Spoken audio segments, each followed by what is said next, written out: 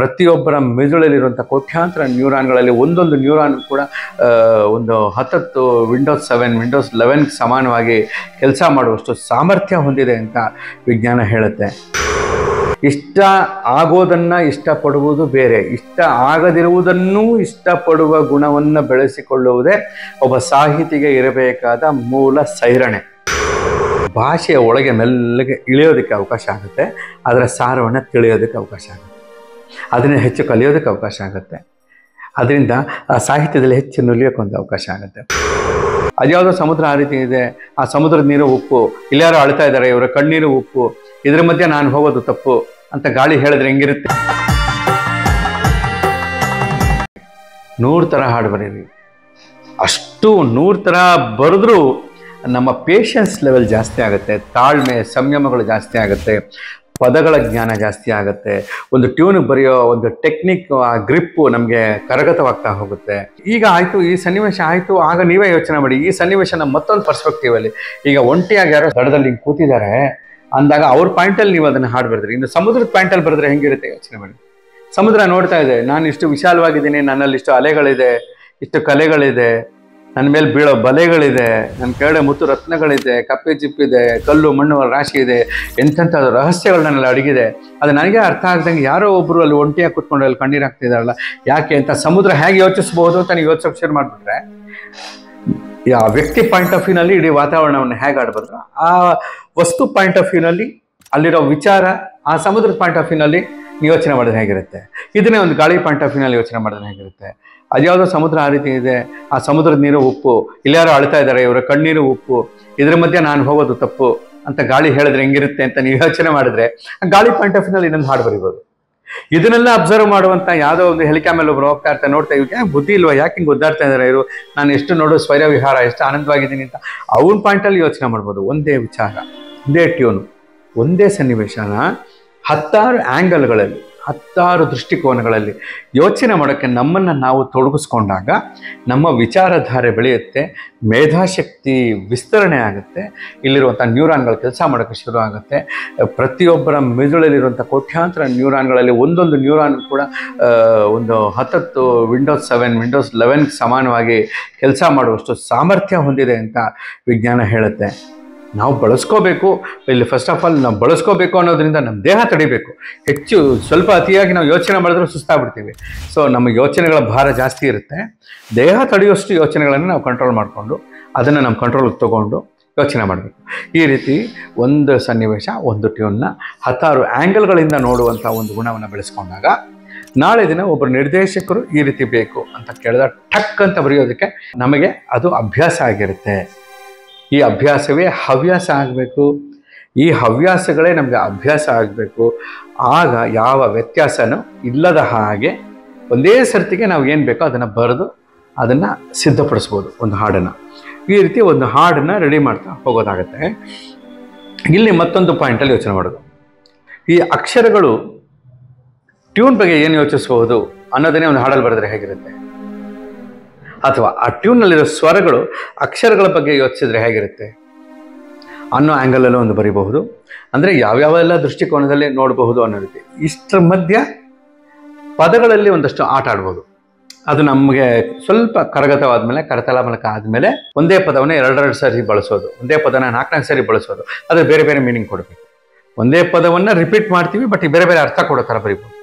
Double meaning, ಸಾಮಾನ್ಯವಾಗಿ double meaning ಅಂದ ತಕ್ಷಣ ಅದು ಅಶ್ಲೀಲ ಅನ್ನೋ ರೀತಿಯಲ್ಲಿ ಒಂದು ಟೈಮಲ್ಲಿ ಇತ್ತು. ಅವೆಲ್ಲ ಏನಿಲ್ಲ, ಈ ಅಶ್ಲೀಲವಾಗಿ ಬೇಡ, ಒಳ್ಳೆ ಅರ್ಥನೇ ಕೊಡೋ ರೀತಿಯಲ್ಲಿ ಡಬಲ್ ಮೀನಿಂಗ್, ತ್ರಿಬಲ್ ಮೀನಿಂಗು. ಒಂದೇ ಪದ 10 ಅರ್ಥಗಳು ಕೊಡೋ ಥರ, ಒಂದೇ ಪದ ನಮಗೆ 10 ಡೈಮೆನ್ಷನ್ಸ್ ಕೊಡೋ ಥರ ನಾವು ಇದನ್ನು ಬರಿತಾ ಹೋದರೆ ನಮಗೇನಾಗುತ್ತೆ, ಭಾಷೆಯ ಒಳಗೆ ಮೆಲ್ಲಗೆ ಇಳಿಯೋದಕ್ಕೆ ಅವಕಾಶ ಆಗುತ್ತೆ, ಅದರ ಸಾರವನ್ನು ತಿಳಿಯೋದಕ್ಕೆ ಅವಕಾಶ ಆಗುತ್ತೆ, ಅದನ್ನು ಹೆಚ್ಚು ಕಲಿಯೋದಕ್ಕೆ ಅವಕಾಶ ಆಗುತ್ತೆ, ಅದರಿಂದ ಆ ಸಾಹಿತ್ಯದಲ್ಲಿ ಹೆಚ್ಚು ನುಲಿಯೋಕ್ಕೊಂದು ಅವಕಾಶ ಆಗುತ್ತೆ. ಆ ರೀತಿ ನಾವು ಆ ಸಾಹಿತ್ಯವನ್ನು, ಆ ಟ್ಯೂನ್ನ ನಮ್ಮದಾಗಿಸ್ಕೊಂಡು ನಾವು ಅದಕ್ಕೆ ಸರೆಂಡರ್ ಆಗಿ, ನಾವು ಟ್ಯೂನ್ ಮತ್ತು ಸಾಹಿತ್ಯದ ವಶವಾಗಿ, ಸಾಹಿತ್ಯ ಮತ್ತು ಟ್ಯೂನು ನಮ್ಮ ವಶವಾಗಿ, ಇವೆರಡರ ಮಧ್ಯೆ ಒಂದು ಪರವಶವಾಗಿ ನಾವೇನಾದರೂ ಯೋಚನೆ ಮಾಡೋಕ್ಕೆ ಹೋದಾಗ ಒಂದೇ ಸಾಲಿನಲ್ಲಿ 10 ರೀತಿಯ ಯೋಚನೆಗಳನ್ನು ಸುಂದರವಾಗಿ ತರೋದಕ್ಕೆ ಅನುಕೂಲ ಆಗುತ್ತೆ ಅನ್ನೋದು ರಿಪೀಟ್ ಆಗಿ ಹೇಳ್ತಾ ಇದ್ದೀನಿ ತಮಗೆ. ಇದು ನಾನು ಹಾಗೆ ಯೋಚಿಸ್ತಿರ್ತೀನಿ. ತಾವು ಹಾಗೆ ಯೋಚಿಸ್ತಿರ್ತೀರ. ಇದೇನು ನಿಮಗೆ ನಾನೇನೋ ಹೊಸದಾಗಿ ಹೇಳ್ತಾ ಇಲ್ಲ, ನಿಮಗೆ ಗೊತ್ತಿಲ್ಲದಿರೋದು ನಾನೇನು ಹೇಳ್ತಾ ಇಲ್ಲ, ನನ್ನ ಅನಿಸಿಕೆಗಳನ್ನ ನಿಮ್ಮ ಜೊತೆ ಹಂಚ್ಕೋತಾ ಇದ್ದೀನಿ. ಯಾಕೆಂದರೆ ಸಾಕಷ್ಟು ಜನ ಹಾಡು ಬರೆಯುವವರು ಅಪೇಕ್ಷೆ ಪಡ್ತಾ ಇದ್ದಾರೆ. ಈ ಹಂತದಲ್ಲಿ ನಿಮಗೆ ನೀವು ಬರೀಬೇಕಾದ ಟ್ಯೂನೇ ನಿಮ್ಗೆ ಇಷ್ಟ ಆಗಲಿಲ್ಲ ಅಂತ ಇಟ್ಕೊಳ್ಳಿ, ತಲೆ ಕೆಡಿಸ್ಕೊಳ್ಳೋದು ಬೇಡ. ಇಷ್ಟ ಆಗೋದನ್ನು ಇಷ್ಟಪಡುವುದು ಬೇರೆ, ಇಷ್ಟ ಆಗದಿರುವುದನ್ನೂ ಇಷ್ಟಪಡುವ ಗುಣವನ್ನು ಬೆಳೆಸಿಕೊಳ್ಳುವುದೇ ಒಬ್ಬ ಸಾಹಿತಿಗೆ ಇರಬೇಕಾದ ಮೂಲ ಸೈರಣೆ, ಟಾಲರೆನ್ಸ್, ಸಹಿಷ್ಣುತೆ. ಇದು ಅನಿವಾರ್ಯ. ಈಗ ಇದು ನನಗಿಷ್ಟ, ಇದು ನನಗಿಷ್ಟ, ನಾನು ಇಷ್ಟಪಟ್ಟೆ, ಅದು ದೊಡ್ಡ ವಿಷಯ ಅಲ್ಲ. ಇದು ನನಗಿಷ್ಟ ಇಲ್ಲ, ಬಟ್ ನಾನು ಇಷ್ಟಪಡಬೇಕಾದ ಅನಿವಾರ್ಯತೆ ಬರುತ್ತೆ. ಆವಾಗ ನಾಟಕೀಯವಾಗಬಾರ್ದು. ಅದನ್ನು ಇಷ್ಟಪಡಬೇಕಾದ್ರೆ ಅದರಲ್ಲಿ ಇರ್ತಕ್ಕಂಥ ಕ್ವಾಲಿಟಿಯನ್ನು, ಅದರಲ್ಲಿ ಇರ್ತಕ್ಕಂಥ ಗುಣವಿಶೇಷಗಳನ್ನು ನಾವು ಅಬ್ಸರ್ವ್ ಮಾಡೋಕ್ಕೆ ಶುರು ಮಾಡಿದಾಗ ಅದು ನಮಗೆ ಆಟೋಮೆಟಿಕ್ಕಾಗಿ ಇಷ್ಟ ಆಗುತ್ತೆ. ಜಗತ್ತಿನಲ್ಲಿ ಇಷ್ಟವಾಗದ ವಸ್ತು, ಇಷ್ಟವಾಗದ ವಿಚಾರ, ಇಷ್ಟವಾಗದ ವ್ಯಕ್ತಿ ಯಾರೂ ಇರೋಕ್ಕೆ ಸಾಧ್ಯವೇ ಇಲ್ಲ. ಎಲ್ಲವೂ ಇಷ್ಟವಾಗುತ್ತೆ. ನಾವು ಅಂದ್ಕೊಂಡಂಗೆ ಇಲ್ಲದೆ ಇರಬಹುದು, ಮತ್ತೊಂದು ಆ್ಯಂಗಲಲ್ಲಿ ಅದು ಇಷ್ಟ ಆಗುತ್ತೆ ನಿಮಗೆ. ಹಾಗಾಗಿ ನಾವು 360 ಡಿಗ್ರಿಯಲ್ಲೂ ಯೋಚನೆ ಮಾಡ್ತೀವಿ ಅಂತಂದರೆ ಸಾಧ್ಯವಾದರೆ 361ನೇ ಡಿಗ್ರಿನಲ್ಲೂ ಯೋಚನೆ ಮಾಡಬೇಕು. ಅಷ್ಟು ಯೋಚನೆ ಮಾಡಿದಾಗ ನಮ್ಮಲ್ಲಿ ಸಾಕಷ್ಟು ಒಳ್ಳೆಯ ಯೋಚನೆಗಳಿಗೆ ಅದು ದಾರಿ ಮಾಡಿಕೊಡುತ್ತೆ. ಆವಾಗ ಇಷ್ಟವಾಗದ್ದನ್ನು ಇಷ್ಟವಾಗಿಸಿಕೊಂಡು ಕೆಲಸ ಮಾಡುವ ಸೈರಣೆ ನಮ್ಮಲ್ಲಿ ಬಂದಿದ್ದಾದರೆ ಆ ಸೈರಣೆ ನಮ್ಮಲ್ಲಿ ಹೆಚ್ಚು ಓದುಗಾರಿಕೆಗೆ ನಮ್ಮನ್ನು ತೆರೆಯುತ್ತೆ.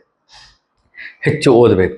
ಹೆಚ್ಚು ಓದೋದು ಅಂದರೆ ಇಲ್ಲಿ ವಿಪರೀತ ಓದ್ಬಿಟ್ರೆ ಮತ್ತೆ ಆ ಮೂಡಲ್ಲಿ ಅಂಗಷ್ಟಕ ಆಗೋ ಬದಲು ನಾನು ಹೇಗೆ ಮಾಡ್ತೀನಿ ಅಂದರೆ ತುಂಬ ಆಳಕ್ಕೆ ಯಾವುದನ್ನು ಓದಕ್ಕೆ ಹೋಗಲ್ಲ. ಇದು ನನ್ನ ವೈಯಕ್ತಿಕವಾದಂಥ ನನ್ನ ಅಭ್ಯಾಸ ಏನಾಗಿದೆ ಅಂದರೆ ತುಂಬ ಲೈಟಾಗಿ ತೆಳು ನೀರು ಅಷ್ಟು ಮಾತ್ರನೇ ನನ್ನ ಚುರುಪಾರು ನನ್ನ ಅಧ್ಯಯನ. ಬಟ್ ಇನ್ನು ಆಳವಾಗಿ ಓದೋದು ತಪ್ಪೇನಿಲ್ಲ. ಬಟ್ ತುಂಬ ಆಳವಾಗಿ ನೀವು ಓದಿದಷ್ಟು ತುಂಬ ಸರಳವಾಗಿ ಹೇಳೋದಿದೆಯಲ್ಲ, ಅದು ಸ್ವಲ್ಪ ರಿಸ್ಕ್ ಫ್ಯಾಕ್ಟರ್ ಆಗುತ್ತೆ. ಅದನ್ನು ಓದೋದು ಒಳ್ಳೆಯದು, ಅರ್ಥ ಮಾಡ್ಕೊಳ್ಳೋದು ಒಳ್ಳೆಯದು, ಅಳವಡಿಸ್ಕೊಳ್ಳೋದು ಒಳ್ಳೆಯದು, ನಮ್ಮ ಹಾಡಲ್ಲಾಗಲಿ ಜೀವನದಲ್ಲಾಗಲಿ. ಆದರೆ ಒಂದು ಕಮರ್ಷಿಯಲ್ ಹಾಡುಗಳು ಅಂದಾಗ, ಒಂದು ಸಿನಿಮಾ ಹಾಡುಗಳು ಅಂದಾಗ, ಅಥವಾ ಒಂದು ಭಕ್ತಿಗೀತೆ ಅಂದಾಗ, ಒಂದು ಭಾವಗೀತೆ ಅಂದಾಗ, ಜನಪದ ಗೀತೆ ಅಂದಾಗ ಈಸಿಯಾಗಿ ಎಲ್ಲರಿಗೂ ಎಲ್ಲ ವರ್ಗಕ್ಕೂ ಅದು ತಲುಪೋ ರೀತಿಯಲ್ಲಿ, ಎಲ್ಲರಿಗೂ ಅರ್ಥ ಆಗೋ ರೀತಿಯಲ್ಲಿ ನಾವು ಅದನ್ನು ಕಮ್ಯುನಿಕೇಟ್ ಮಾಡಬೇಕು ಅಂತಂದಾಗ ನಾವು ಅದರ ಸಾರವನ್ನು ತಗೊಂಡು ನಾವು ಅಭ್ಯಾಸ ಮಾಡೋಕ್ಕೆ ಶುರು ಮಾಡಬೇಕಾಗುತ್ತೆ ಹೊರತು ಅದರ ಆಳಕ್ಕೆ ಇಳಿದಾಗ ಅಭ್ಯಾಸದ ಕ್ರಮ ಬೇರೆ ಬದಲಾಗ್ಬಿಡುತ್ತೆ. ಆಗ ಬರೆಯುವ ಶ್ರಮ ಬದಲಾಗ್ಬಿಡುತ್ತೆ. ಅಂದರೆ ಅಭ್ಯಾಸದ ಕ್ರಮ ಜಾಸ್ತಿ ಆಗುತ್ತೆ, ಬರೆಯುವ ಶ್ರಮ ಜಾಸ್ತಿ ಆಗುತ್ತೆ. ಹಾಗಾಗಿ ತುಂಬ ಲೈಟಾಗಿ ಅಬ್ಸರ್ವ್ ಮಾಡಿಕೊಂಡು ಸರಳವಾಗಿ ಸಿಂಪಲಾಗಿ ಕಮ್ಯುನಿಕೇಟ್ ಮಾಡಬೇಕು. ಎದೆಯಲ್ಲಿ ಅಗಾಧವಾದ ಜ್ಞಾನ ಇರಬೇಕು. ಹೇಳುವಾಗ, ಬರೆಯುವಾಗ, ಬಳಸುವಾಗ ತುಂಬ ಸರಳವಾಗಿರಬೇಕು. ಆವಾಗ ಎಲ್ಲರಿಗೂ ಇಷ್ಟವಾಗುತ್ತೆ. ಇದೆಲ್ಲವೂ ಕೇವಲ ಮನರಂಜನೆಗೆ ಮಾತ್ರ ಸೀಮಿತವಾಗಿದೆ. ಪ್ರತಿಯೊಬ್ಬರ ಒಂದು ಒಳಹರಿವು, ಪ್ರತಿಯೊಬ್ಬರಿಗೂ ಸಣ್ಣದಾಗಿ ಒಂದು ಚಿಂತನೆಗೆ ಹೊರೆ ಹಚ್ಚೋ ರೀತಿಯಲ್ಲೂ ಕೂಡ ಇದ್ದರೆ ತುಂಬ ಸಂತೋಷ. ಎಲ್ಲ ಹಾಡಲು ನೀತಿನ ಹೇಳೋಕ್ಕಾಗಲ್ಲ, ಬಟ್ ಎಲ್ಲ ಹಾಡಲು ಪ್ರೀತಿನ ಹೇಳ್ಬೋದು. ಎಲ್ಲ ಹಾಡಲು ಪ್ರೀತಿನ ಹೇಳೋ ಅವಕಾಶ ಇರೋದ್ರಿಂದ ಎಲ್ಲಿ ನಮಗೆ ಪ್ರೀತಿ ಸ್ವಲ್ಪ ಲಿಬರಲ್ ಆಗಿ ಸರಾಗವಾಗಿರುತ್ತೋ ಅಲ್ಲಿ ನಮ್ಮ ಚಿಂತನೆಗಳನ್ನು ಚೂರು ಲೇಪನ ಮಾಡ್ಕೊಂಡು ಹೋದರೆ ಸಾಕು. ಬರೆಯುವ ಒಂದು ಡೈಮೆನ್ಷನ್ಸ್ ಬದಲಾಗ್ತಾ ಹೋಗುತ್ತೆ. ನಮಗೆ ತುಂಬ ಹೆಲ್ಪ್ ಆಗುತ್ತೆ ಅದರಿಂದ. ಈ ಮಧ್ಯೆ ಹೆಚ್ಚೆಚ್ಚು ಹಾಡುಗಳನ್ನ ಕೇಳೋದು. ಮತ್ತೊಂದು ಪಾಯಿಂಟ್ ಇದೆ, ಏನಂದರೆ ನಮ್ಮ ತುಂಬ ಹಿರಿಯ ಗೀತರಚನೆಕಾರರು, ಹಿರಿಯ ಹಾಡುಗಾರರು, ಅವ್ರುಗಳಲ್ಲಿ ನಮಗೆ ಕೆಲವರು ಸಂಪರ್ಕ ಇದ್ದಿರುತ್ತೆ, ಕೆಲವರು ಸಂಪರ್ಕ ಇದ್ದಿರಲ್ಲ.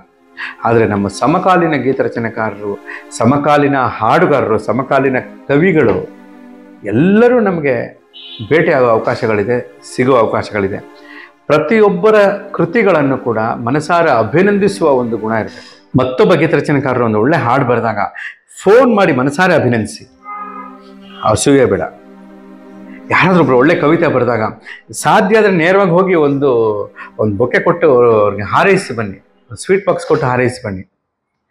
ಏನು ನಾವು ಯಾರೇನು ಕಮ್ಮಿ ಆಗಿಬಿಡಲ್ಲ. ಒಬ್ಬರನ್ನ ಮನಸಾರ ಅಭಿನಂದಿಸೋದು, ಹಾರೈಸೋದು, ನಮ್ಮ ಖುಷಿಯನ್ನು ಅವ್ರ ಜೊತೆ ಶೇರ್ ಮಾಡ್ಕೊಳ್ಳೋದು. ಹಾಗೆ ಫಸ್ಟು ನಾವು ಒಳ್ಳೆ ಕೇಳುಗರಾದರೆ, ಒಳ್ಳೆಯ ಸಂಗೀತ ಸಾಹಿತ್ಯದ ಕೇಳುಗರಾದರೆ ಮತ್ತೊಬ್ಬರನ್ನ ಮನಸಾರೆ ಅಭಿನಂದಿಸೋ ಗುಣ, ಮನಸಾರೆ ಹಾರೈಸೋ ಗುಣ, ಮನಸಾರೆ ಇಷ್ಟಪಟ್ಟು ಅವರ ಕೃತಿಗಳ ಶ್ರೇಷ್ಠತೆಯನ್ನು ಬಣ್ಣಿಸೋ ಗುಣ, ಇವೆಲ್ಲ ನಮ್ಮಲ್ಲಿ ಹೆಚ್ಚಾದಷ್ಟು ಕೂಡ ಮನಸ್ಸು ಶುದ್ಧ ಆಗ್ತಾ ಹೋಗುತ್ತೆ. ಮತ್ತೇನಾಗುತ್ತೆ, ವಾತಾವರಣ ಸೌಹಾರ್ದವಾಗ್ತಾ ಹೋಗುತ್ತೆ. ಯಾವತ್ತು ನಮ್ಮ ಕೃತಿ ಮತ್ತೊಬ್ಬರ ಕೃತಿ, ಆ ರಚನೆ, ಈ ಕ್ರಿಯೇಟಿವಿಟಿ ಒಂದಕ್ಕೊಂದು ಕಂಪ್ಯಾರಿಸನ್ನೇ ಬೇಡ. ಫಸ್ಟು ನಾವು ಒಳ್ಳೆ ಕೇಳುಗರು, ಫಸ್ಟು ಯಾವ ಕಂಪ್ಯಾರಿಸನ್ ಇಲ್ಲದೆ ಪ್ರತಿ ಹಾಡುಗಳನ್ನು ಆಸ್ವಾದಿಸೋಣ, ಅದನ್ನು ಮನಸಾರ ಅಭಿನಂದಿಸೋಣ. ಪ್ರತಿಯೊಬ್ಬರಿಗೂ ನಮ್ಮ ಸಂತೋಷವನ್ನು, ನಮ್ಮ ಖುಷಿಯನ್ನು ಒಂದು ಒಳ್ಳೆಯ ಶೇಕ್ ಹ್ಯಾಂಡ್ ಮೂಲಕ ಅವ್ರಿಗೆ ತಿಳಿಸೋಣ. ನಮ್ಮಲ್ಲಿ ಆ ಭಾವ ಸೌಹಾರ್ದತೆ, ಒಂದು ಹೃದಯ ವೈಶಾಲ್ಯತೆ ಇವೆಲ್ಲ ಹರಡ್ಕೋತಾ ಏನಾಗುತ್ತೆ ಅಂದರೆ ನಾವು ಎಲ್ಲಿ ಕೂತು ಬೇಕಾದರೂ ಹಾಡು ಬರಿಬೋದು, ಯಾವಾಗ ಬೇಕಾದರೂ ಹಾಡು ಬರಿಬೋದು. ಆ ಮಟ್ಟಕ್ಕೆ ಮಾನಸಿಕ ತಯಾರಿ ರೆಡಿ ಆಗುತ್ತೆ. ನಮ್ಮ ಒಳಗಡೆ ಈ ಪೊರೆಗಳು, ತೆರೆಗಳು, ಈ ಬ್ಯಾರಿಕೇಡ್ಗಳು, ಬೇಲಿಗಳು ಇಂಥವೆಲ್ಲ ಯಾವುದೂ ಬೇಡ. ಎಲ್ಲವನ್ನು ಹೊಡೆದಾಕಿ ಕ್ಲೀನಾಗಿ ಮನಸ್ಸನ್ನು ತೆರೆಯೋ ಕೆಲಸ, ಅನಿಸಿದ್ದನ್ನು ಬರೆಯೋ ಕೆಲಸ ಆಗ್ತಾ ಹೋದರೆ 100% ನಮ್ಮಲ್ಲಿ ಒಳ್ಳೆಯ ಎನರ್ಜಿ, ಒಳ್ಳೆಯ ಕ್ರಿಯೇಟಿವಿಟಿ, ಒಳ್ಳೆಯ ಒಂದು ಭಾವುಕತೆ ಸದಾಕಾಲ ನಮ್ಮಲ್ಲಿ ನಳನಳಿಸ್ತಾ ಇರುತ್ತೆ, ಫಳ ಅಂತ ಇರುತ್ತೆ. ಆವಾಗ ಪ್ರತಿಯೊಬ್ಬರು ಕೂಡ ಒಬ್ಬರನ್ನೊಬ್ಬರು ಇಷ್ಟಪಡುವ ಗುಣ, ಒಬ್ಬರ ಕೃತಿಗಳನ್ನು ಒಬ್ಬರು ಇಷ್ಟಪಡುವ ಗುಣ, ಒಬ್ಬರನ್ನೊಬ್ಬರು ಮೆಚ್ಚುವ ಗುಣಗಳು ನಮ್ಮಲ್ಲಿ ಬಂದಷ್ಟು ಕೂಡ ನಾವು ಈ ಇಡೀ ಭೂಮಂಡಲದಲ್ಲಿ ಒಂದು ಒಳ್ಳೆಯ ಪ್ರೀತಿಯ ಹಚ್ಚೆಯಾಗಿ ಉಳಿಬಹುದು ಅನ್ನುವ ಹಾರೈಕೆಗಳೊಂದಿಗೆ ಸದಾಕಾಲ ನಿಮ್ಮ ಪ್ರೀತಿ, ನಿಮ್ಮ ಆಶೀರ್ವಾದ ನನ್ನ ಶಿರಸ್ಸಿನ ಮೇಲೆ ಇರಲಿ. ನಮಸ್ಕಾರ.